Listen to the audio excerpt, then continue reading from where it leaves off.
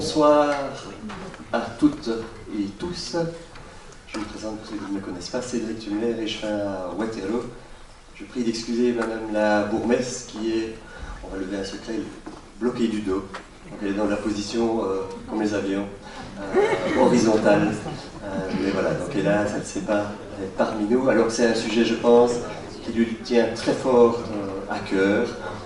Donc je pense qu'elle trépigne plutôt de ne pas pouvoir être présente ici, donc elle m'a demandé de pouvoir la remplacer, principalement pour pouvoir animer cette soirée. Je vous remercie d'être venus aussi nombreux, mais ça montre, je pense, votre intérêt, mais plutôt votre questionnement et sans doute votre inquiétude par rapport à ce passage incessant des avions par le beau temps qui est arrivé. Je pense qu'on le subit hélas tous, alors que ça ne devrait pas être le cas. Et donc merci d'être présente, merci de soutenir les démarches qui sont faites aussi bien par la commune de Waterloo et d'autres communes, je vais les citer, Braine-l'Alleud, Rixensart, La Hulpe et Lannes, qui se sont donc associés pour faire une démarche pour aujourd'hui pouvoir essayer d'annuler le permis d'environnement qui a été octroyé en mars 2024 par le gouvernement flamand. Je ne suis pas spécialiste du dossier, mais nos avocats sont ici présents pour vous expliquer en détail la démarche qui est faite.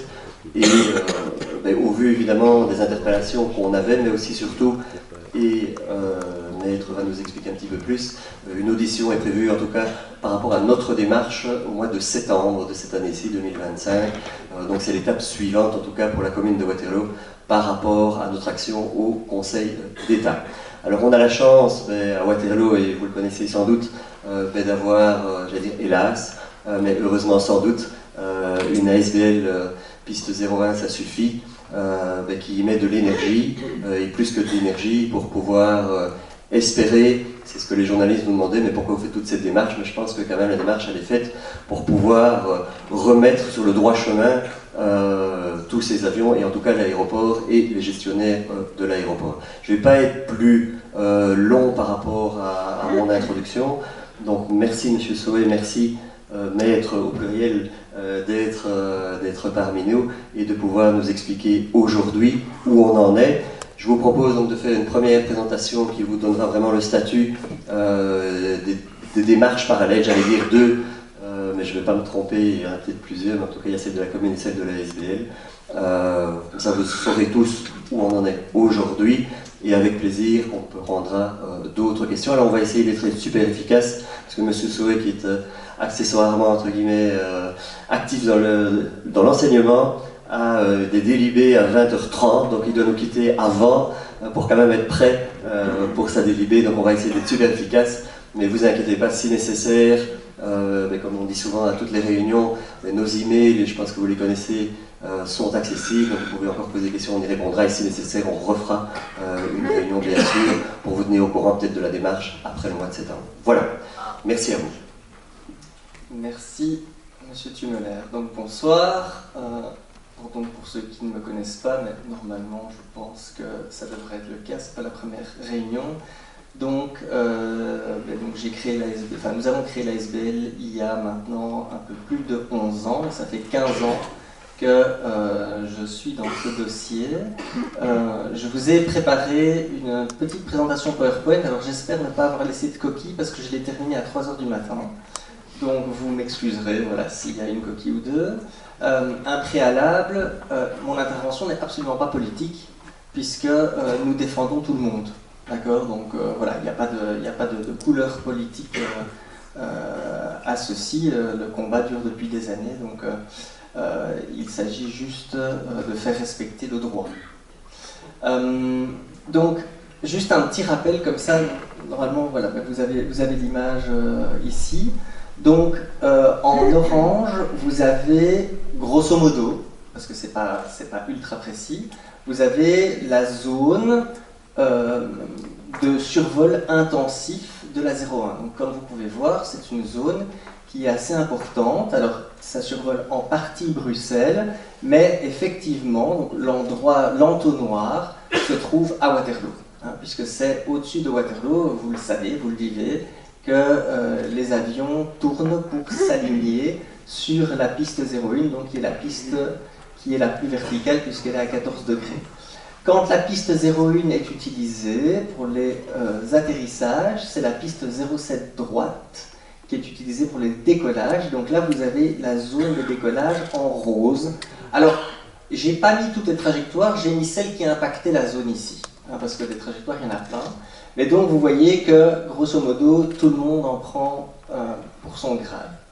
Alors, pourquoi la piste 01 est utilisée de manière intensive depuis 21 ans? C'est à cause d'un changement des normes de vent. Hein, donc, il faut savoir qu'un avion atterrit généralement face au vent. Toutefois, il y a une tolérance pour ça. Et donc, pendant plus de 30 ans, on a eu des limites qui sont d'ailleurs toujours les mêmes à Charleroi. Donc, ça marche. Qui ont été utilisées, qui faisaient en sorte que la piste 01 était peu usitée, tout comme les 07 d'ailleurs. Et puis en 2004, ben voilà, patatras, on a ouvert la boîte de Pandore, et donc il y a un ministre très intelligent et particulièrement bien informé qui a réduit en fait les normes de vent, et donc ce qui a mécaniquement réduit l'usage de piste 25 pour dévier les avions soit vers la 01, soit vers les 07 qui sont les 25 à l'envers. Donc qu'est-ce que nous avons fait? Ben, pas rien, hein. Contrairement à ce que certains pensent. Donc on a des contacts avec les différents ministres donc, depuis 15 ans. Enfin, c'est un peu plus difficile pour le moment. On a fait des manifestations, on a écrit des dizaines de courriers, des recommandés, sans réponse parfois d'ailleurs. Nos derniers courriers n'ont pas donné lieu à des réponses. Il y a un gros suivi par nos avocats des actions en justice qui sont prises par d'autres communes, puisqu'il faut savoir qu'il n'y a pas que Waterloo qui se bat. Historiquement, l'Est de Bruxelles est à la pointe du combat depuis toujours. Et d'ailleurs, toutes les actions qui ont été prises par les riverains ont été gagnantes. Donc les riverains ont toujours gagné depuis 21 ans. Et alors, donc, comme l'a dit M. Tumuller, les communes du Brabant wallon se sont associées pour contester le permis d'environnement. Nous ne sommes pas anti-aéroport. On dit juste que cet aéroport, on sait, il est important, c'est un poumon économique, on connaît la rhétorique. On peut le développer, mais ça doit se faire évidemment en respectant la vie des gens qui vivent autour, et singulièrement à 20 km. Donc au niveau des actions, donc on collabore avec la commune de Waterloo depuis l'arrivée de Madame Reuter, quand elle était première échevine, si je me souviens bien. On apporte un soutien aux instances locales et communales, donc on essaye de conseiller au mieux. Et comme je l'ai dit, on a la volonté de défendre tous les riverains. Donc si vous n'habitez pas Waterloo, c'est pas parce qu'on ne vous cite pas votre commune qu'on ne vous défend pas. Hein. L'avion ne se limite pas à Waterloo, donc une fois qu'il est passé par Waterloo, il va à Krainem. Et puis, donc tout le monde est défendu, ça il faut le savoir. Alors, que dit le droit? Parce que c'est super important. Donc, il y a quand même deux décisions de justice assez récentes. Donc, une décision de 2020 et surtout une décision de 2023. Je vous passe toutes les autres. Hein. On pourrait écrire des parchemins et tout ça. Mais donc, ce qui est clair, c'est que l'État est condamné pour l'usage illégal de la piste 01. Ça ne veut pas dire qu'on ne peut pas l'utiliser. Ça veut dire que son utilisation est encadrée. Ça n'est pas une piste principale. C'est une piste quand le vent souffle au nord de manière trop importante. C'est tout. Le reste du temps, il y a deux pistes super bien équipées et les avions survolent les champs de patates, donc ça ne dérange personne à part les patates. Ce qu'il faut savoir et ce qui est important, ce n'est pas un secret, c'est que ces deux dernières décisions de justice, elles sont coulées en force de choses jugées. L'État n'a pas été en appel, donc il faut le faire. Et c'est ça qui ne nous convient pas, c'est que l'État ne fait rien. En plus de cela, l'État est dans l'illégalité depuis 2024, puisqu'il n'a pas appliqué une réglementation européenne. Alors pour ceux qui font un peu de droit, ils savent que les règlements européens sont immédiatement applicables aux États, donc l'État n'a pas le choix. Et donc les pistes 07 ne sont pas équipées de technologies permettant l'atterrissage de manière qualitative, actuelle, donc utilisation par GPS. Donc, en fait, là, je vous ai fait un petit schéma donc, de l'aéroport. Donc, à gauche, vous avez un disque avec le Z qui forme les pistes de l'aéroport. Et donc, en fait, on se rend compte que le plus grand morceau du camembert, c'est la possibilité d'usage en fait, des pistes 25. Donc, on se rend bien compte que ce sont les pistes préférentielles. Et puis, on se rend compte en fait aussi que la 01, si on regarde le petit morceau de camembert, elle ne doit être utilisée que par vent de nord, en fait. C'est là que les avions font face au vent. Il y a aussi un petit morceau de camembert pour les 07 et un petit morceau de camembert pour les pistes 19. Alors, c'est pas tout à fait exact parce qu'on n'est pas à 1, 2, 3 degrés près. Mais ça montre une chose, c'est que le bon sens, c'est d'utiliser les 25. Et puis, effectivement, si le vent est au nord ou à l'est ou au sud, il y a lieu d'utiliser d'autres pistes. Et donc, ce qui ne va pas, c'est que l'aéroport n'a pas équipé la 07L et la 07R de technologie d'approche satellitaire. Qu'est-ce que ça a comme conséquence? Ça a comme conséquence qu'une décision a été prise par quelqu'un, il y a quelques semaines, de dire, puisque les pistes ne sont pas équipées de ces technologies, on ne pourra plus les utiliser en parallèle. Alors, il faut savoir une chose, c'est que quand on utilise les pistes 25 en parallèle, on peut accueillir 74 mouvements par heure, ce qui est tout à fait correct. Quand on utilise les pistes 07 en parallèle, c'est un peu moins, mais on est toujours dans ces eaux-là. Quand on utilise la 01, on baisse. Donc c'est pas bon pour l'aéroport, au niveau économique, c'est pas bon. Le problème, c'est que si on n'utilise plus les 07 en parallèle, on perd encore en capacité. Donc, de facto, on rend la 01 préférentielle par rapport au 07. Et là, on n'est pas d'accord, puisqu'on a toujours gagné en justice, et donc, en faisant ça, l'État va à l'encontre de ce que le juge demande de faire. Donc, on a des exigences qui sont très très simples. La révision des normes de vent, revenir à quelque chose qui est stable, comme par exemple à Charleroi. Si les avions savent atterrir à Charleroi, à mon avis, ils devraient être capables de le faire à Bruxelles. J'ai dit ça, je place ça là. Un usage maximum des pistes 25. Pourquoi? Parce qu'à l'atterrissage, on survole des pommes de terre. Elles sont plus longues, elles sont mieux équipées, blablabla. Bla, bla, bla. Appliquer la législation européenne, c'est un petit conseil qu'on donne à l'État, ce serait quand même pas mal.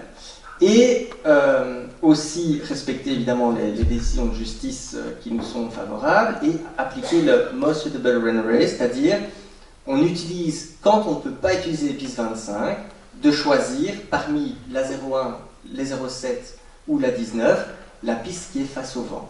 Histoire de ne pas toujours survoler les mêmes, surtout que vous savez très bien, et vous le vivez, que quand le vent est à l'est, les avions atterrissent en crabe, et donc ils sont obligés de remettre des gaz. Ils remettent des gaz, donc ça fait encore plus de nuisances. Donc, c'est pas dire qu'on ne peut pas utiliser la 01, parce que je sais que sur les réseaux, il y a des gens qui s'excitent en disant « Oui, vous êtes contre la... » Non, on peut l'utiliser, bien sûr, quand le vent est au nord, pas quand le vent est au sud-est, pas quand le vent est à l'est. C'est juste pas normal. Donc, pour faire suite à ça, donc c'est une brève présentation, après on va écouter vos questions évidemment, mais on a besoin de vous, parce que ce combat, c'est un combat, donc je vous dis, ça fait 15 ans, ça fait 11 ans qu'on a créé la SBL, et c'est un combat de chaque jour. Donc, quand il n'y a pas d'avion, vous n'y pensez pas, mais moi j'y travaille. Et donc, on a besoin de soutien, je vais pas dire tous les jours, mais de soutien constant. Alors effectivement, oui, il y a des moments où il pleut, et alors il n'y a pas d'avion, et donc plus personne n'y pense. Et puis dès qu'il fait beau, ou dès qu'il y a un peu de vent nord ou d'est, là, toute personne est contente. Ce que je comprends, ça me dérange aussi. Donc, on a besoin de vous pour faire la publicité de la SBL. C'est très important. C'est une association sans but lucratif, hein, donc il n'y a personne qui fait des sous avec ça. L'argent, il sert à une seule chose, c'est à payer les frais de comptabilité et nos avocats qui ont la gentillesse, en plus, de faire ça vraiment à des tarifs qui sont vraiment sympathiques. Donc on les remercie et ils sont vraiment très, très, très qualifiés. On a besoin de faire inscrire un maximum de monde via le site de la SBL. Donc il y a un site web, www.pi01sasuffit.be. Il y a un formulaire. Inscrivez-vous parce qu'en faisant ça, en fait, vous recevez les mailings qu'on envoie et il n'y en a pas toutes les semaines parce que ben voilà, ça prend du temps et puis il faut qu'il y ait des choses vraiment intéressantes à dire. C'est juste pour vous envoyer une pub, ça n'a pas beaucoup d'intérêt. Suivre les infos sur les réseaux parce qu'on publie un certain nombre de choses et on vous explique les choses. Quand la 01 est utilisée de manière, je vais dire, correcte, juste, ben on vous le dit en fait. Oui, ben voilà, il faut prendre son mal en patience, le vent est de nord, c'est normal, c'est une question de sécurité. Par contre, quand c'est pas le cas, on vous le dit aussi.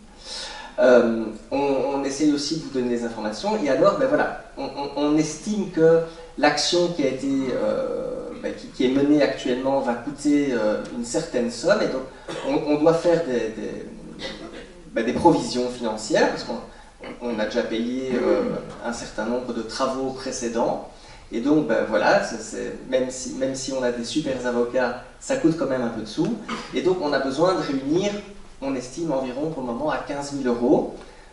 C'est un scandale hein, parce qu'on demande aux citoyens de payer pour faire respecter le droit. Et alors, le plus drôle, c'est vraiment très, très drôle, c'est que l'État actuellement préfère payer des astreintes, bah, forcément c'est votre argent.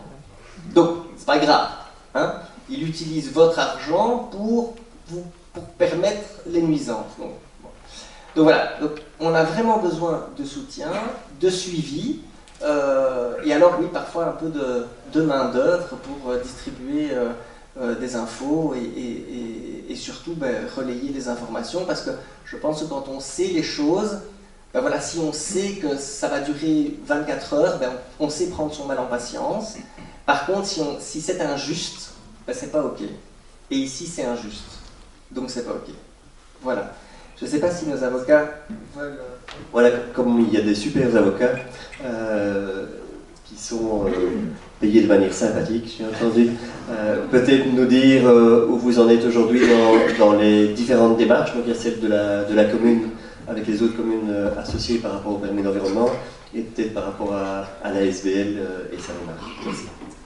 Donc bonsoir à tous. Alors ce que je vais faire, vous avez les informations de M. Soet de façon générale. Il vous a brossé le tableau technique et juridique. Je vais rentrer un petit peu plus dans le détail du juridique et vous expliquer en droit quelles sont les actions que nous avons menées depuis le mois de décembre 2023, c'est-à-dire au moment où nous avons été désignés. Donc, comme petit historique, se posait la question d'une action en cessation environnementale et nous avons découvert au mois de décembre 2023 qu'une enquête publique avait été lancée dans le cadre de la demande de renouvellement du permis d'exploitation et donc nous avons concentré nos efforts sur ce dossier-là. Donc comme nous l'avons déjà dit, je pense que M. Soel l'a dit, ce permis a été accordé pour une durée illimitée et sans tenir compte de toutes les objections qui avaient été formulées pendant les enquêtes publiques qui avaient été menées dans les communes flamandes concertées et pas en région wallonne, alors que ce permis d'exploitation produit des effets dans les 3 régions. Donc nous avons introduit 2 recours en annulation. Le premier devant la juridiction fédérée flamande, tout en nous disant que ce n'est pas notre juge naturel, mais comme le permis est délivré ou relève de la compétence de la région flamande, nous avons suivi cette voie-là pour assurer nos arrières et être certains d'avoir introduit le recours devant la bonne juridiction. Premier point. Alors, cette procédure a été dirigée contre la région flamande et sont intervenus volontairement à la cause l'aéroport de Bruxelles National et les deux sociétés DHL, la belge ou l'allemande. Donc les deux sociétés DHL. Et cette action a été menée à terme puisque nous avons eu une audience le 24 avril 2025, donc tout ça est très récent. Audience à laquelle nous sommes en Belgique, donc nous avons constaté quelque chose de surréaliste, à savoir que la région flamande a reproché à la région wallonne d'avoir introduit son recours en français, mais elle nous a reproché à nous, les communes du Brabant wallon, de l'avoir introduit en irlandais. Donc on se demande quand même dans quelle langue on aurait dû l'introduire, ce qui prouve l'incohérence de cette obligation. Et donc nous avons aussi introduit une action devant le Conseil d'État qui est le juge naturel des administrations wallonnes, et d'autant plus que la matière qui nous occupe ici est une matière qui relève du pouvoir fédéral. Et on peut dire qu'on a enregistré un premier succès, et vraiment grâce à Maître Kaiser Gruber qui a eu le courage d'aller devant le Conseil d'État, puisque le premier auditeur du Conseil d'État a suggéré de poser, en ce qui concerne le recours qui doit être introduit contre un permis d'exploitation qui produit des effets dans les 3 régions, comme c'est le cas ici. Lors de cette audience surréaliste du 24 avril, la présidente de cette juridiction fédérée flamande nous a demandé d'avoir une copie de l'avis du premier auditeur, ce que nous avons transmis. Donc, pour les moyens de fond, je passerai la parole ensuite à Maître Kaiser Gruber, et nous avons introduit aussi le recours devant cette juridiction flamande. Alors, nous avons plaidé devant la juridiction flamande, ce n'est pas long, ce sont des procédures écrites, et nous sommes fixés devant le Conseil d'État le 16 septembre 2025. Donc, on devra encore patienter tout l'été avant de voir le résultat de ces démarches. Donc, maintenant, pour la teneur même du recours administratif, je passe la parole à Maître Kaiser Gruber. Merci. Je vais simplement compléter ce qu'a dit Sabine pour préciser et vous éclairer sur la manière dont les communes du Brabant wallon sont traitées de manière générale par l'État belge, mais surtout par la région wallonne. Parce qu'on a donc un aéroport qui a des avions qui décollent et qui atterrissent dans toutes les régions du pays. C'est un aéroport qui est géré essentiellement par l'État belge en particulier en ce qui concerne le tracé des routes que Charles a expliqué. Et pour des raisons impossibles à expliquer aujourd'hui, qui résultent de notre système institutionnel un peu particulier, le permis d'environnement de cet aéroport il est délivré par le gouvernement flamand, a fortiori, à durée illimitée. Nous avons estimé, donc il a été renouvelé en 2024, en mars 2024, par donc le gouvernement flamand, sans rien demander en l'occurrence, ni à la commune de Waterloo, ni à la région wallonne, ni au Brabant wallon, ni à aucune autre commune du Brabant wallon. Et donc la première démarche que nous avons accomplie, ça veut dire minute papillon, nous sommes intéressés par ce dossier parce qu'on est survolé directement, et donc du coup, lorsque vous faites une enquête publique, merci de nous consulter, merci de nous permettre de donner notre point de vue, puisque c'est le cas des habitants du Brabant flamand. C'est le cas, ils ont pu donner leur point de vue. Ça n'a pas été le cas du Brabant wallon qui n'a pas été autorisé à donner son point de vue. Alors, nous l'avons fait d'initiative. Donc on a décidé d'initiative, de dire non, on n'est pas d'accord avec ça, on veut donner notre point de vue et on vous le donne. Mais la région flamande a dit, votre point de vue, ça ne m'intéresse pas vraiment parce que juridiquement, je n'ai pas à vous le demander, parce que c'est chez nous en Flandre et que donc du coup, on n'a pas besoin de connaître l'avis des francophones. Du coup, le permis est délivré sans grande surprise et sans condition, comme ça avait été demandé, pour limiter le bruit, mettre des dispositifs qui permettent des murs anti-bruit, toute une série d'autres dispositifs en termes de normes des avions, etc. Tout ça n'a pas du tout été pris en considération. Le permis a été délivré et la question du recours s'est posée. Alors bien sûr, le but n'est pas, Charles l'a dit, n'est pas de demander la fermeture de l'aéroport. Mais en droit administratif, on a un problème, c'est que quand on conteste un permis d'environnement, on ne peut pas demander sa réformation, on peut que demander son annulation. Et donc du coup, on fait un recours en annulation, le but n'étant pas de dire voilà, le permis est annulé, merci, au revoir, on ferme l'aéroport pour toujours. Non, ça veut dire, vous avez été annulé, vous devez reprendre une nouvelle décision qui, cette fois, est conforme à la légalité. Donc, recours en annulation, il a fallu introduire un recours en annulation, et la question était de savoir, mais quelle juridiction saisir? Parce que, normalement, les actes administratifs, c'est le Conseil d'État qui est compétent. Sauf que, voilà, la région Wallonne s'est dit, tiens, ben, sans respecter la Constitution, je vais créer une juridiction qui sera dédiée aux permis qui sont délivrés en Flandre. Comme ça, dès qu'un permis est délivré en Flandre, ce sera devant un juge flamand qu'il faudra faire recours en néerlandais, évidemment, alors que la Constitution nous dit que les juridictions administratives, c'est l'État fédéral qui doit les créer. La région flamande a dit non, je vais créer une juridiction administrative néerlandophone, et si la commune de Waterloo n'est pas satisfaite, elle peut évidemment introduire son recours en néerlandais devant cette juridiction néerlandophone composée de juges exclusivement néerlandophones. Et comme Sabine l'a dit, après on a fait ce recours en néerlandais, on nous a dit mais pourquoi vous faites votre recours en néerlandais, vous qui êtes francophone? Donc voilà, alors on se dit, qu'elle s'en tienne, on va aussi faire un recours en français au Conseil d'État. Et là, on nous dit, mais pourquoi vous faites un recours au Conseil d'État, puisque la juridiction compétente, c'est la juridiction qui a un certain nom dont je ne me rappelle plus, la commission pour la contestation des autorisations.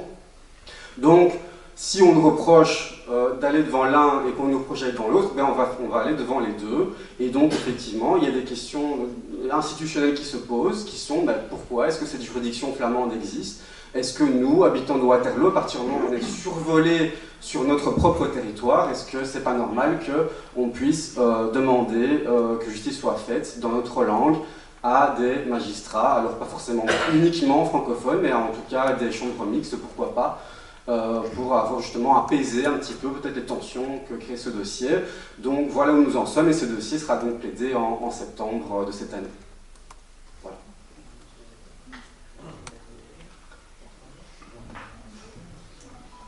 Donc, on vous a fait le détail de ce qui a été fait comme recours administratif, mais depuis le 28 avril 2025, vous l'avez tous constaté, vos régions sont survolées suite à une instruction dont on ne sait pas par qui elle a été donnée et qui est illégale. Et donc, cette instruction nouvelle et ce survol, ce deuxième survol qui de facto prend la piste 01 sous préférentiel était le bon moment pour introduire une action en référé. Et donc, quel était l'objet de cette action? C'est revenir à la légalité sous le bénéfice de l'urgence. Donc, les questions de droit évident, elles étaient remplies, on a des décisions qui sont inattaquables, on vient de vous en parler, donc il y a un cadre de droit qui est établi et qui est à nouveau violé. Et donc on est allé dire, cette fois-ci au tribunal de première instance en référé, il y a urgence, il y a un survol incessant qui viole des droits fondamentaux des citoyens du Brabant wallon, le droit à la propriété, le droit à la santé, pour ne citer que les plus importants, et donc il faut absolument que vous interveniez le plus vite possible pour préserver leurs droits fondamentaux. Alors comme c'est une action en référé, le juge ne dit pas le droit, il prend la mesure et il se limite à faire cette cessation et à dire, voilà, provisoirement, moi je vous dis que vous devez arrêter, quitte à ce qu'on doive ou non aller ultérieurement devant les juridictions, mais on a déjà suffisamment d'autres décisions gagnées par d'autres qui fixent le cadre légal et qui rendraient inutile une nouvelle action au fond. Mais ce nouvel élément venait à point nommé pour essayer d'obtenir une décision dans les plus brefs délais. C'est ce qu'on appelle l'urgent et le provisoire. Sébastien, tu complètes ? Juste une chose, si demain vous étiez condamné à, imaginons, 5 000 € d'amende et une semaine de prison, je pense qu'il y a de fortes chances que si vous ne vous rendiez pas à la prison ou si vous ne payiez pas la somme, l'État diligente des fonctionnaires de police pour venir vous pêcher chez vous et vous amener à Saint-Gilles ou ailleurs. Comment peut-on accepter que l'État ne respecte pas le droit? C'est aussi simple que ça. Il y a des décisions de justice, on peut dire ce qu'on veut. Il faut qu'il passe quelque part, etc. J'ai tout entendu en 15 ans. Voilà, ça ne me touche même plus. Il y a des décisions de justice. Il y a la loi, et donc je pense que l'État doit donner l'exemple, et donc il n'est pas question d'utiliser l'argent du contribuable pour payer des indemnités que de toute façon nous ne voulons pas. On ne demande pas d'argent, on demande simplement d'avoir un cadre de vie normal, avec des conditions d'utilisation. C'est même inscrit dans la Constitution belge. C'est vrai, effectivement, c'est dans la Constitution. Le citoyen belge a droit à un environnement sain. Oui, c'est dit textuellement. Oui. Je l'ai relu cet après-midi. Et je vous garantis, pourquoi vous n'allez pas devant une juridiction internationale? Il y a une cour européenne. Madame va vous répondre, mais voilà, on a déjà droit à la première question. Oui, oui. On va faire circuler toujours. Écoutez, ne nous prenez pas pour des... On vous répond, monsieur. Parce que ça fait des années, vous savez. Écoutez, monsieur Zoé, je m'identifie. Hein? Je sais, malheureusement, je suis arrivé avec un peu de retard, avec une jambe perdue en France. Mais pas dans un combat, mais par rapport à une mauvaise prise en charge par le service sanitaire. Tout est... Bon.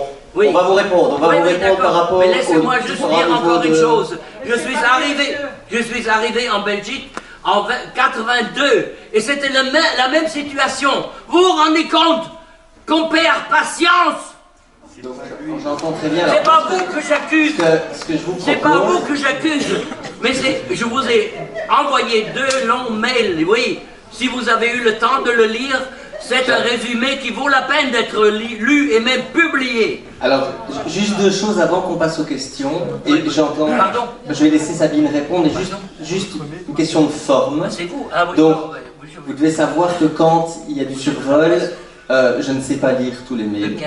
C'est pour ça qu'il y a une réponse automatique, parce qu'il y en a plein. Mais il faut continuer, hein. C'est très bien, parce que j'analyse en diagonale, et quand il y a des choses probantes, bon. Mais donc, j'entends votre énervement. Croyez-moi, si ça fait 15 ans que je me bats et 11 ans que j'ai créé la SBL et que j'y suis toujours, c'est que je suis pas prêt d'arrêter. Donc je suis assez... voilà, c'est ennuyeux pour ça. Et donc on va peut-être laisser Sabine répondre. Donc vous avez parfaitement raison, monsieur, et je ne sais pas si on a évoqué ici une ordonnance du tribunal de première instance de Bruxelles du 26 février 2025, qui est très importante en ce sens que, comme vous l'avez dit, elle estime que le droit à l'environnement inclut le droit à la santé, que ce soit dans la Constitution ou au plan européen. Il s'agit d'un dossier, d'une décision interlocutoire, c'est-à-dire que la procédure continue encore, et avant de pouvoir aller devant une juridiction européenne, il y a un principe qui veut qu'on épuise les voies de recours internes. Et donc, il y a les actions que nous menons, monsieur. Elle ne donne rien. Monsieur, oui. Monsieur. Est-ce qu'il y a aussi une règle, par exemple, que chacun a droit à une certaine, comment est-ce qu'on dit déjà, que ce procès soit terminé en dehors des quelques années aussi. Monsieur. On a droit à... Tout à fait. Notre droit est bafoué. Monsieur. Et vous attaquez... Monsieur. Oui, je sais. Je peux bien vous répondre. Tout le monde reste calme ici. Non, on est là, je ne gueule pas, mais là pour répondre à vos questions. Aux grands mots, les grands remèdes. On n'a même pas un numéro. À quoi ça sert? Monsieur, On sait qu'on connaît tout ça. Monsieur, s'il vous plaît. Donc, effectivement, excusez-moi, je ne vous accuse pas vous. Je le souligne. Monsieur. Simplement, je tiens à vous dire qu'il s'agit de procédures qui sont techniques, qui sont complexes, que quand le tribunal rentre dans les détails pour vous donner raison, il analyse quelles sont les normes de bruit, viables. Il y a des mesures qui sont prises, elles doivent être prises d'une certaine manière pour qu'elles soient déclarées fiables. Et donc, il ne s'agit pas d'un procès qui se règle en 2 coups de cuillère à peau comme si c'était une facture impayée. Le tribunal veut aller au fond des choses pour être inattaquable quand il vous donne raison. Alors oui, ça peut vous sembler long, mais c'est dans l'intérêt du justiciable que le tribunal examine le dossier sous toutes ses coutures. Merci. Je propose de prendre une question. Il y a un micro. Rien n'a changé.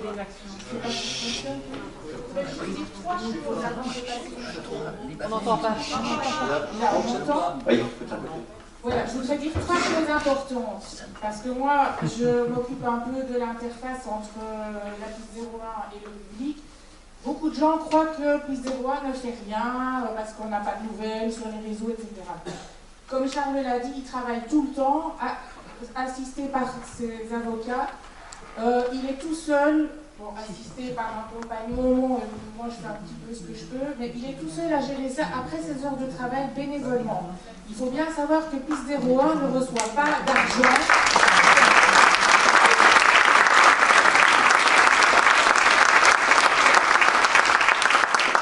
Et tout l'argent qui est nécessaire pour payer toutes ces actions en justice, elles viennent de vous, de nous. Et on a vraiment besoin de vos dons, même 5 €, ça peut aider. C'est la seule chose qui nous permet d'avancer.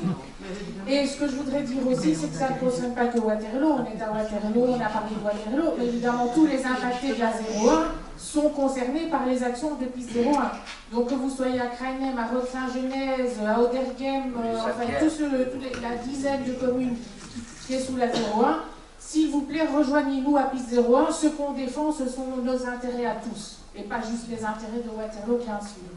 Donc voilà, c'est ce que je voulais dire. Merci. On va prendre la question. Bonsoir et merci d'avoir organisé cette réunion. Merci à la commune de l'avoir organisée. Merci surtout à Piste 01 pour le boulot qu'ils font. Vous n'avez pas parlé d'une chose, et donc j'ai 3 questions qui suivent. Est-ce que l'aéroport ne doit pas également être fermé la nuit? Si oui, de quelle heure à quelle heure? Et qu'est-ce qu'on attend pour faire des amendes conséquentes qui empêchent les compagnies de décoller de leur point de départ pour éviter d'arriver aux heures de fermeture? Vous avez dit 3 questions. Donc il y a la nuit, c'est tout autour de la nuit. Hein. Donc là, en fait, c'est le législateur qui décide des heures d'ouverture ou de fermeture de l'aéroport. Donc l'aéroport de Bruxelles a des créneaux de décollage, et donc là, effectivement, il y a une nuit, c'est-à-dire qu'il y a un certain nombre de mouvements qui sont autorisés pour les décollages, ça ne nous intéresse pas les décollages, et donc il y a un certain nombre de mouvements, et ça c'est grosso modo respecté. Par contre, il n'y a pas de nuit pour les atterrissages. Donc, à Bruxelles, hein, j'entends à Bruxelles, donc si vous allez à Francfort, c'est pas le cas, à Schiphol, pardon.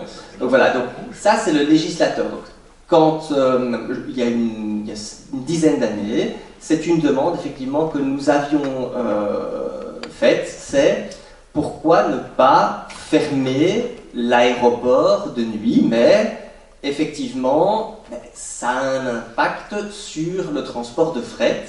Et donc, c'est pas pour rien que DHL, etc. Sont partis à la cause, c'est que, et l'aéroport le dit, l'aéroport dit, sans vol de nuit, on va mourir. Alors, je ne vais pas rentrer dans le débat politique par rapport à ça, mais donc pour répondre à votre question, pour les atterrissages, à Bruxelles National, ça s'appelle Bruxelles National, non, il n'y a pas de fermeture de nuit. Et avec les vols Merci. de nuit, On va prendre une autre question un petit peu plus loin, comme ça tout le monde a peut-être l'occasion. Bonsoir. Je vous en prie. Vous m'entendez bien? Très bien. Ok. Tout d'abord, merci pour toutes ces explications. Merci de prendre le temps. J'aurais 2 questions. La première, c'est parmi les personnalités politiques de premier plan, laquelle est la plus sensible à cette cause? Et ma deuxième question, c'est j'ai cru comprendre que la région flamande venait de racheter la majorité des parts de l'aéroport de Bruxelles National, qui en faisait d'ailleurs l'actionnaire principal. Bonne nouvelle ou mauvaise nouvelle? La réponse est dans la question. Hein. Bon, alors, pour le politique, c'est une question difficile, je ne sais pas vous dire. Alors, je vais vous dire que la commune de Waterloo est derrière nous, et je peux parler, je pense, de tout le conseil communal. Je pense pas voilà, je pense que tout le monde est d'accord là-dessus. Les autres partis me tomberont dessus au prochain conseil si jamais j'ai dit des bêtises. Hein. Mais donc voilà, bon, Madame Reuter nous soutient depuis toujours, elle est survolée comme tout le monde ici, donc voilà, c'est logique. Je pense que là, on est unis, c'est pas une question de droite, de gauche, de n'importe quoi, c'est simplement le bon sens. Donc voilà, au niveau fédéral, je ne sais pas vous répondre. Pour votre deuxième question, mais le rachat, ça sent pas bon, quoi. C'est pas une bonne chose. Mais peut-être Sabine, tu peux... On y réfléchit, mais la primeur de l'information serait évidemment la commune et la SBL. Voilà, donc mais on a une réflexion, évidemment. De l'impact que ça. On prend une autre question, oui, je vous en prie. Oui, donc, on va aller au milieu après, je vous ai dit. Puisqu'on a bien compris que c'est un problème communautaire. Plus fort, s'il vous plaît. Donc, comme c'est un problème communautaire, plutôt que de faire payer les compagnies aériennes, est-ce qu'on ne ferait pas plutôt payer la question de la région flamande? Deuxième suggestion, comme dans ce beau pays on régionalise, on communautarise à tour de bras, notamment les bandes de bruit, qu'est-ce qui empêche la région wallonne de sortir un décret en disant simplement pour les avions de nuit, tout ce qui vole qui a plus de X décibels, c'est interdit. Alors, faire payer la région flamande, ça me semble une excellente proposition, je vous propose de la proposer au gouvernement flamand. Ils vont payer, c'est tout. Ça, j'en suis pas convaincu. La deuxième question est très intéressante et il faut savoir qu'il y a une dizaine d'années, j'avais été en contact avec le gouvernement wallon, j'avais demandé effectivement qu'on mette en place des normes de bruit parce que, en fait, il y en a pour l'aéroport de Liège et pour l'aéroport de Charleroi. D'ailleurs, vous avez dû entendre qu'il y a eu des recours des riverains qui ont gagné, mais ces deux aéroports ont été très très bien gérés. Et donc, on a exproprié des gens, on a créé des couloirs, il y a vraiment une excellente gestion en fait de ces deux aéroports. Et donc voilà, effectivement, il n'y a pas au niveau du Brabant wallon de normes de bruit. Et je n'ai jamais eu une réponse claire du gouvernement de l'époque. Je vais reposer la question. La piste est intéressante. Je vais prendre monsieur au milieu si vous voulez bien. J'attends un petit temps, si le micro peut arriver. Oui, on vous entend. Je prends monsieur comme ça, il a posé. Mais gardez le micro, on vous prend après.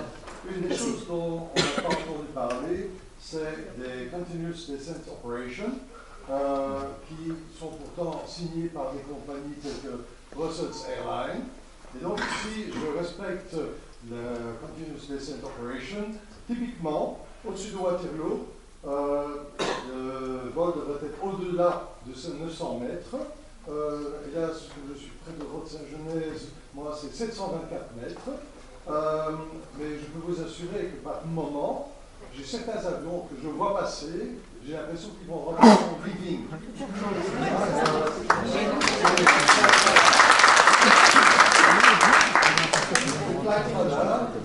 J'en ai relevé à 200 mètres, 300 mètres, 400 mètres, alors que le minimum serait à 724. Typiquement, le bruit entre un vol standard à une altitude de l'ordre de 1000 mètres et à 400 mètres, on parle de plus de 6 à 10 décibels supplémentaires.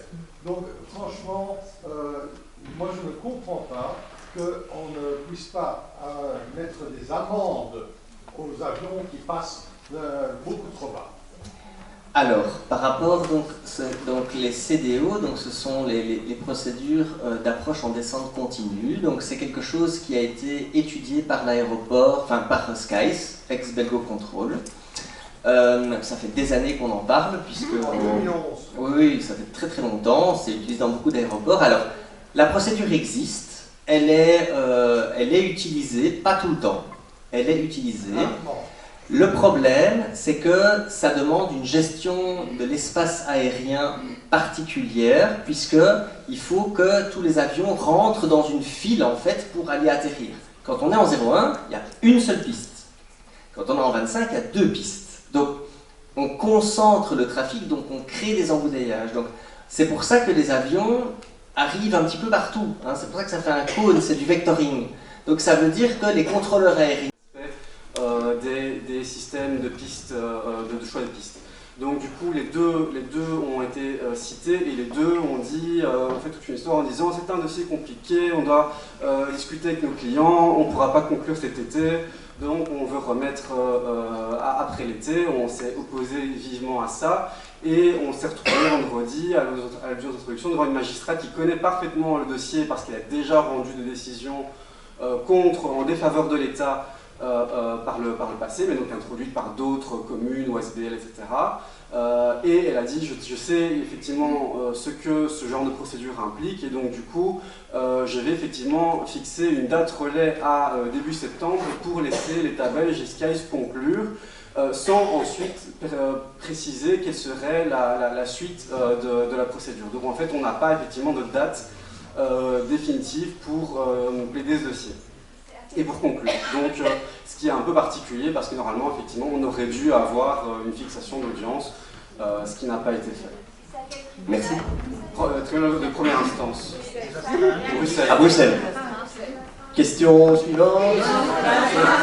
Les astreintes, pardon. Les astreintes, elles sont dues à nous, mais après, qui les paye, surtout ça. Parce que en fait, Waterloo n'a pas, enfin la SBL n'a pas encore introduit d'action. Donc effectivement, si on n'est pas parti à la cause, il n'y a évidemment aucune astreinte qui est bénéficiaire pour ceux qui ne sont pas partis à la cause. Juste une chose, il ne faut vraiment pas tomber dans le piège des astreintes. Parce que accepter d'être payé, c'est accepter d'être dédommagé. Nous ne voulons pas l'argent, ça ne nous intéresse pas. On veut juste le respect de notre cadre de vie, de la santé de tout le monde. Donc, les astreintes, il y a Bruxelles qui reçoit des astreintes, etc. Il y a des gens de l'Est de Bruxelles qui ont mené des actions depuis 20 ans, qui ont touché des sous, mais ça n'a pas réglé le problème. Donc, c'est vraiment pas une bonne chose. L'astreinte, elle doit être dissuasive. Le problème, c'est qu'actuellement, les astreintes ne sont pas assez onéreuses, en fait. L'État paye.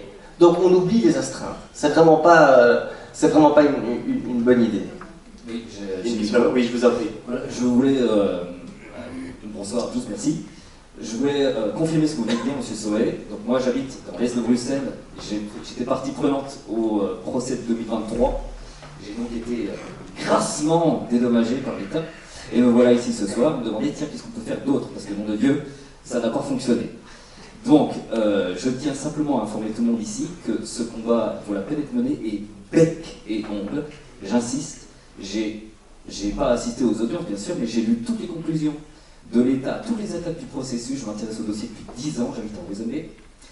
Alors, il faut savoir qu'on a affaire à forte partie et que le cynisme des gens qui défendent l'État, et leur incompétence d'ailleurs, crasse, sont sans limite. Tout est fait pour plomber les procédures, tous les raccourcis sont pris, absolument tout est fait pour mettre des bâtons dans les roues. Les gens qui, vous comme moi, voulons juste dormir tranquille. Voilà, c'était juste ça que je voulais dire. J'espère que... je nous souhaite à tous bonne chance en tout cas. Merci. Merci pour votre témoignage. Une autre question? On remonte un petit peu. On arrive chez vous après, attendez. Parce que sinon madame va faire beaucoup de gymnastique. Elle prend... Allez-y, je vous en prie. Allez-y. Ouais, oui. Moi j'avais deux questions en fait aussi au niveau justement des recours. Est-ce qu'on a des actions qu'on peut mettre en place concrètement pour obliger l'État belge à mettre la piste 07 en fait conforme à la réglementation européenne? Parce que là on parle d'une action référée, donc une action d'urgence pour cesser en fait les survols quand ils viennent de l'Est sur la piste 01, si je comprends bien. Parce que moi je découvre un peu aussi le dossier. Mais qu'en est-il concrètement de la mise en conformité en fait de cette piste par rapport à la réglementation européenne? Qu'est-ce qu'on met en place?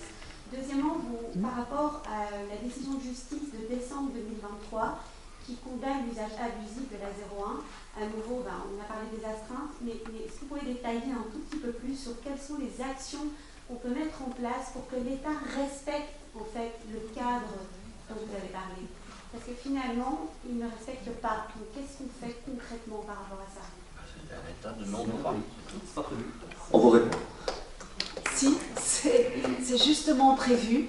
Donc, première chose, c'est qu'on ne multiplie pas les actions, on n'introduit pas d'actions inutiles. Il y a des choses qui ont déjà été faites, elles sont en notre faveur, donc on ne veut pas introduire l'action de plus qui n'aurait pas de valeur ajoutée.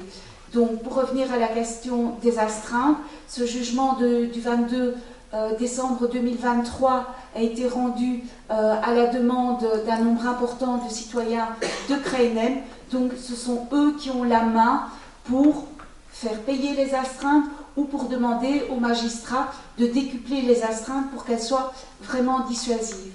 Donc ça, c'est une première option, mais ce n'est pas la meilleure puisque, comme M. Soe vous l'a dit, le but n'est pas d'obtenir de l'argent, mais c'est d'avoir le respect des citoyens, le respect de la propriété, le respect de la santé. Deuxième piste possible, et sauf erreur, elle n'a pas encore été suivie dans ce contexte-ci, ce serait un recours devant les juridictions européennes puisque le respect des décisions de justice est considéré comme un droit fondamental. Donc c'est une piste que nous étudions et que nous n'excluons pas de façon à ce que les instances européennes puissent, le cas échéant, condamner l'État belge. Bravo.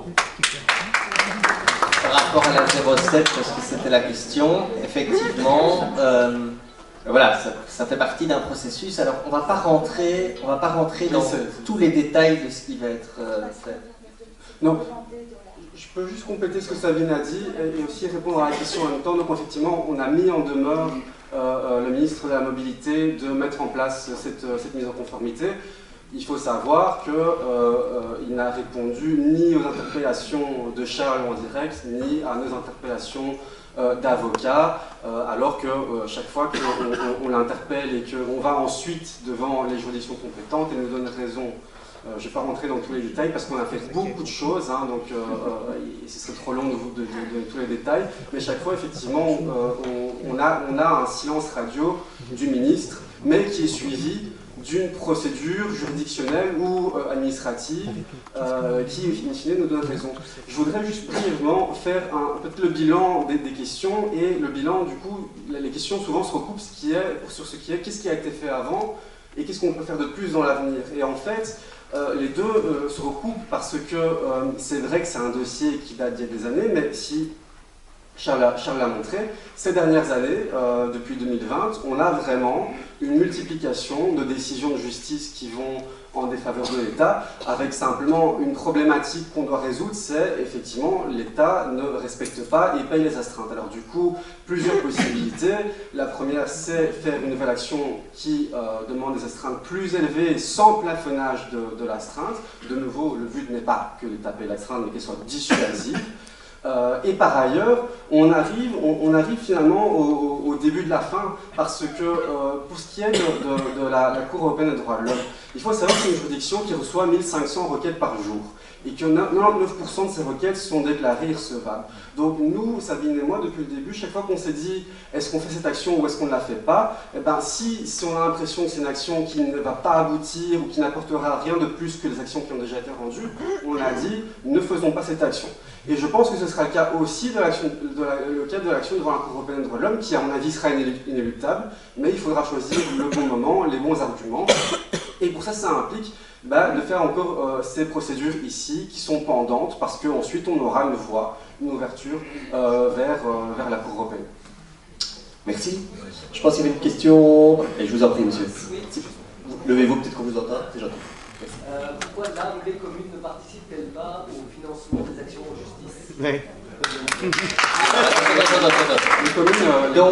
Donc les communes sont sur le permis d'environnement, ça a un coût énorme, je ne vais pas vous dire combien, mais voilà. Alors, l'ASBL a toujours voulu être indépendante, parce qu'en étant indépendant, on a de comptes à rendre à personne. Et donc, je pense que c'est très très important pour le citoyen de savoir qu'il défend tout le monde, quelle que soit la couleur politique. Voilà. Donc, Madame Reuter va pas être contente, elle a l'habitude avec moi. Mais donc, la commune fait vraiment sa part du boulot, parce qu'elle a dépensé des dizaines de milliers d'euros pour le permis d'environnement, et donc on s'était mis d'accord, la commune travaille là-dessus, il fallait fédérer tout le monde, on a participé, voilà. Et nous, on travaille de l'autre côté. Par contre, la commune nous aide. Voilà, ici, ben, la commune organise la soirée, ben, y a de la publicité qui a été faite sur les réseaux, etc. Et donc, on se partage les tâches. Je pense que c'est sain de faire ça. Et voilà, la commune est avec nous. Ça a été évoqué, je pense, à un conseil communal. Donc voilà, je pense que tout le monde est sensibilisé au sujet du survol.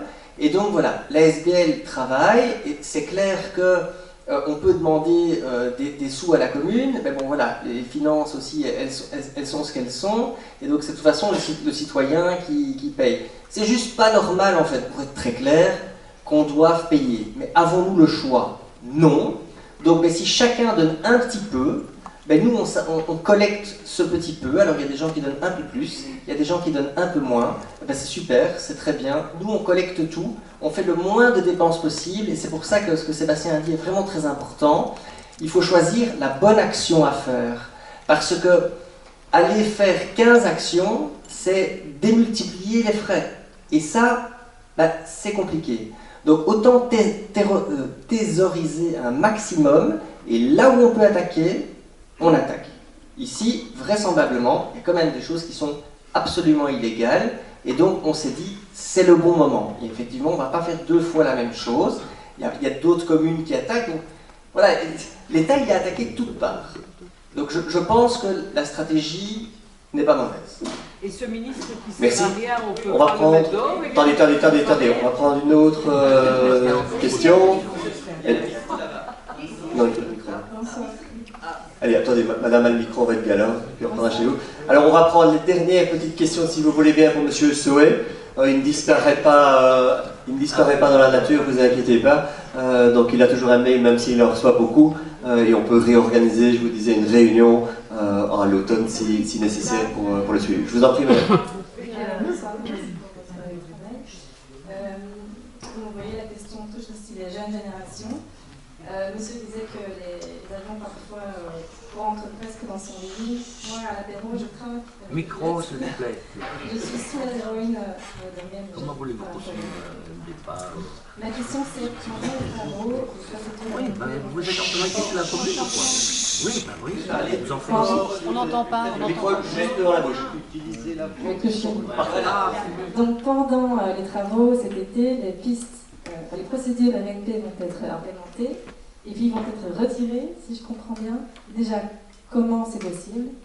Et deuxième question, est-ce que ce ne serait pas le moment, du coup, après ça, d'avertir la presse que Bruxelles Airport retire les normes de sécurité? Vu que maintenant le contexte est un petit peu délicat avec l'accident qu'il y a eu il y a quelques jours, je pense que les gens sont fort sensibles à ce genre de débat. Alors attention, c'est pas Bruxelles Airport. Donc, c'est le ministre qui a la mobilité dans ses compétences, qui seul va donner une instruction. Alors, c'est pas la première fois que cette procédure est publiée. Non. Madame Galland a publié cette procédure en 2014, je pense, de mémoire, je ne sais plus. C'est ça. Un truc comme ça, parce que, en fait, les pistes sont refaites de manière vraiment profonde tous les X temps. Donc c'est normal, tous les 10 ans, tous les 20 ans, tous les 30 ans, il y a des travaux. Donc en 2014, une procédure PBN, RNP, a déjà été publiée. Et donc l'instruction prévoyait de demander à Belgo Control, à l'époque je pense encore, de publier une procédure RNP pour la durée des travaux. Donc il y a eu cette procédure, il y a eu un bénéfice énorme pour les riverains de la 07, parce que ça permet de faire des CDO, ça permet de réduire les nuisances, etc. Donc c'était bénéfique pour tout le monde. Effectivement, le jour de fin des travaux, la procédure a été supprimée. Et, pour une raison que j'ignore, le ministre qui a la compétence de mobilité a décidé de faire la même chose, c'est-à-dire qu'il a demandé à Skies, feu Belgo Control, de publier une procédure RNP pour la durée des travaux. Je vous invite à prendre contact avec le ministre, il a une boîte mail, il a un cabinet, moi c'est déjà fait, hein, et à lui demander pourquoi. Ah, ça, bah, faut voir avec lui, hein. C'est la difficulté. Je propose deux dernières questions. Il y avait monsieur là-bas. S'il vous plaît. Importante à poser. Oui. La muté de la presse. Bon. Ah, mais la presse est là, donc ils sont venus nous poser des questions, et donc on a répondu en toute franchise, voilà, donc ils peuvent venir, on les alerte, on envoie des communiqués, vous inquiétez pas, c'est régulier, ils nous aiment bien, on les aime bien aussi. Ils sont là ce soir aussi. Monsieur, je vous en prie. Vous pouvez parler sans micro.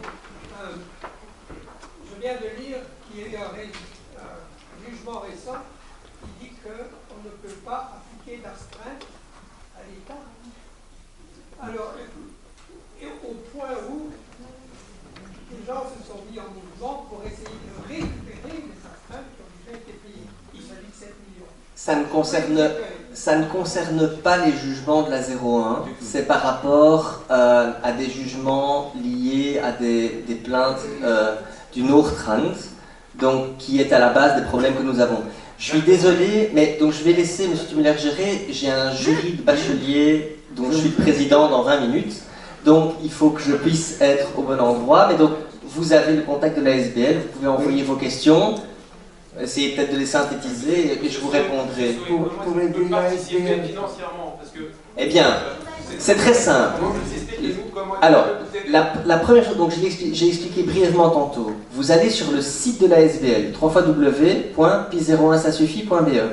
Là, il y a un formulaire qu'on vous demande de compléter avec votre nom, votre prénom, votre adresse, hein, et ça vous abonne à une newsletter. Sur le site, vous avez le numéro de compte en banque de la SBL. Je le connais pas par cœur, c'est un compte Belfus. Et donc, simplement, si vous avez la possibilité, donnez ce que vous pouvez donner. 5 euros, 10 euros, 20 euros, 100 euros. Alors, au plus vous donnez, au plus ça nous aide, ça c'est clair. Mais surtout, mobilisez les autres. En fait, allez voir votre voisin. Si chacun va voir son voisin, on double la mise. Voilà. Et on a vraiment besoin d'argent parce que malheureusement, on a beau le faire effectivement sur notre temps libre, et je remercie encore la commune et toutes les personnes parce qu'il y a plein de gens qui nous ont aidés au long des années, on a besoin d'argent, vraiment. Merci, merci monsieur Chouette.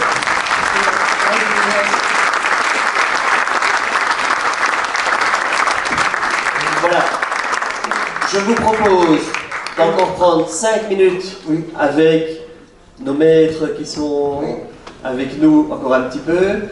Et puis je vous propose de conclure, parce qu'à mon avis on va un petit peu tourner comme les avions. Pour avoir de l'argent pour la SBL. Attendez, s'il vous plaît, s'il vous plaît, s'il vous plaît, s'il vous plaît, s'il vous plaît, s'il vous plaît, s'il vous plaît. Parce que je vous vois même pas en fait, j'entends un bruit, mais voilà. Et je vous donne la parole, allez-y. Pour avoir de l'argent pour soutenir la SBL, il y a une bonne solution dans Waterloo et les autres communes avoisinantes, c'est-à-dire que tout le monde demande, à cause des bruits que nous devons subir, que nous ne sommes plus en résidence résidentielle et qu'on a droit à 20% de réduction sur le revenu cadastral. Ah ben voilà, vous avez la solution.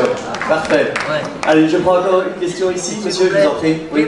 Est-ce que vous avez assez parlé de l'État? S'il vous plaît, monsieur, on vous a entendu, si vous pouvez laisser les autres parler. Parlez de BAC. On vous a entendu. On vous a entendu. BAC. Oui, merci monsieur. Fauteur de troubles. Oui, on vous a entendu. C'est lui le fauteur de troubles. Oui, merci. BAC. Je vous en prie. British Air. Mettez le micro tout près. Company. Il faut manger comme une glace. Le gouvernement... Ah. C'est de la foutaise.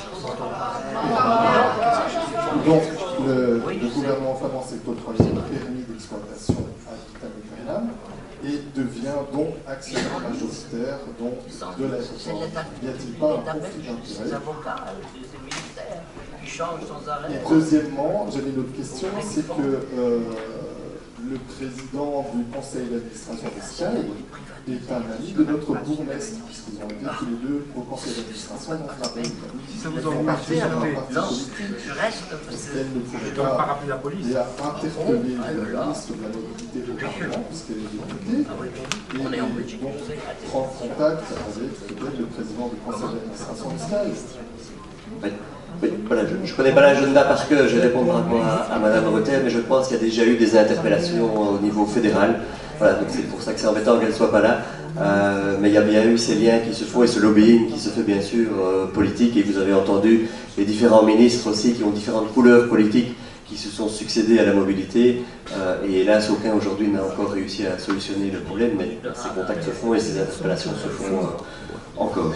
Par rapport à votre autre... Donc, en fait, le gouvernement ne s'est pas auto-octroyé le permis, il a délivré le permis à Bruxelles, sa propre compagnie. Bon, maintenant, bien sûr, mais alors après, sur la question du rachat de départ, voilà, ça c'est un point sur lequel on n'a pas prévu de communiquer aujourd'hui de manière publique. Donc, mais c'est sur un point sur lequel on travaille. Il travaille. Voilà, on ne va pas en dire plus aujourd'hui. Une toute dernière. Vous n'en avez pas déjà posé? Non? Alors ça va, vous pouvez. Vous clôturez. On vous écoute, c'est pas grave, c'est pas grave. Vous n'avez pas répondu à ma question. Je sais qu'il s'agissait d'une non-run, mais je me dis qu'un jugement qui dit qu'on ne peut pas mettre des astreintes va servir de jurisprudence pour les autres. Oui ou non?